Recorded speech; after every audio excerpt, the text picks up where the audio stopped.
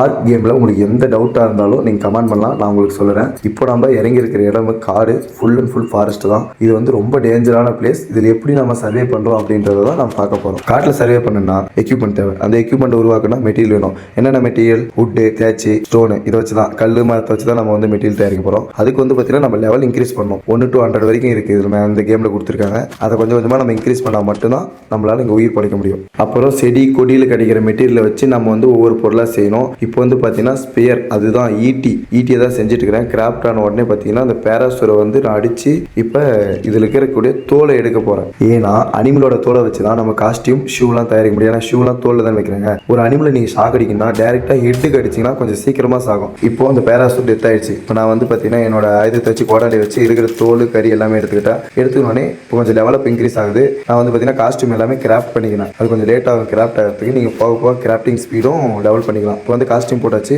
அடுத்து வந்து பார்த்தீங்கன்னா கீழே ஃபவுண்டேஷன், வீடு கட்டக்கூடிய ஃபவுண்டேஷன், அது வந்து பார்த்தீங்கன்னா வுட்டும் தேய்ச்சும் இது ரெண்டும் கலெக்ட் பண்ணிக்கலாம். நீங்கள் ஃபவுண்டேஷன் போட்டுக்கலாம். நீங்கள் எந்த இடத்துல வீடு கட்டணுமோ அந்த இடத்த சூஸ் பண்ணிட்டு அப்புறம் பார்த்தீங்கன்னா அது வீட்டு பக்கமே வந்து பார்த்தீங்கன்னா போன் ஃபயர் கிரியேட் பண்ணும். ஏன்னா ஈவினிங் ஆனால் இருட்டிக்கும், அப்போ என்னமே தெரியாது. நான் வந்து பார்த்தீங்கன்னா போன் ஃபயர் வுட்டும் ஸ்டோனையும் வச்சு கிரியேட் பண்ணிட்டு அங்கேயே வச்சு ஃபுட் த ஃபயர் கொடுக்கணும். அது வுட்டை தூக்கி அதில் போட்டு அக்செப்ட் கொடுத்துட்டு ஃபுட் த ஃபயர் கொடுத்தீங்கன்னா போன் ஃபயர் ரெடி ஆயிடும். அப்புறம் பார்த்தீங்கன்னா ஃபவுண்டேஷன் மேலே நீ நைட்டு ஃபுல்லாக இருக்க போகிறோம். ஏன்னா வெளியே இருந்து ஆபத்து, எந்த அனிமல் எப்போ வந்து அட்டாக் பண்ணுன்னு நமக்கு தெரியாது. ஏன்னா இப்போதைக்கு ஒரு ஃபவுண்டேஷன் நான் போட்டிருக்கேன். அடுத்த வீடியோவில் ஃபுல் வீடு கட்டிட்டு உங்களுக்கு அப்டேட் பண்ணுறேன். இப்போ நான் போன் ஃபயரை ஆஃப் பண்ணிட்டு நெக்ஸ்ட் சர்வே பண்ணுறதுக்கான ஃபுட்டு தேட போகணும். நெக்ஸ்ட் வீடியோவில் கண்டிப்பாக உங்களுக்கு அப்டேட் பண்ணுறேன். Bye guys. உங்க பொண்ணான கையை கொண்டு அந்த பெரிய தட்டிடுங்க. அவங்களுக்கு சப்ஸ்கிரைபர் 5-10 ஏறுனா அவங்க மனசு சந்தோஷப்படும்.